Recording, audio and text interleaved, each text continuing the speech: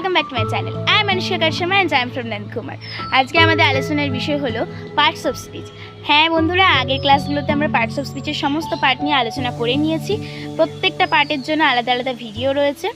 আজকে আমরা parts of স্পিচের একদম প্রথম থেকে লাস্ট পর্যন্ত সংক্ষিপ্তভাবে একটু করে আলোচনা করে নেব। ফার্স্টে পার্টস অফ স্পিচের নাউন সম্বন্ধে আমরা আলোচনা করব। সেন্টেন্সের মধ্যে যে ওয়ার্ডের দ্বারা কোনো কিছু ব্যক্তি বা বস্তুর নাম বোঝায় তাকে আমরা বলবো নাউন।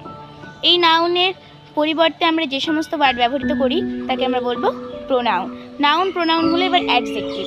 নাউন প্রোনাউনের দোষ, গুণ, অবস্থা, পরিমাণ যে ওয়ার্ডের দ্বারা প্রকাশিত হয় তাকে আমরা বলবো অ্যাডজেক্টিভ। সেন্টেন্সের মধ্যে যে ওয়ার্ডের দ্বারা কোনো কাজ করা বোঝায় তাকে আমরা বলবো ভার্ব। এই ভার্বের দোষ, গুণ, অবস্থা, পরিমাণকে আমরা বলবো অ্যাডভার্ব।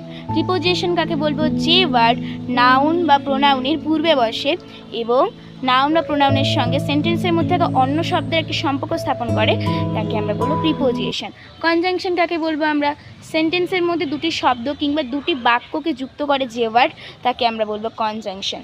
ইন্ট্রোজেকশন কাকে বলবো আমরা? যে ওয়ার্ডের দ্বারা আমাদের মনের ভাব প্রকাশ পায় তাকে আমরা বলবো ইন্ট্রোজেকশন।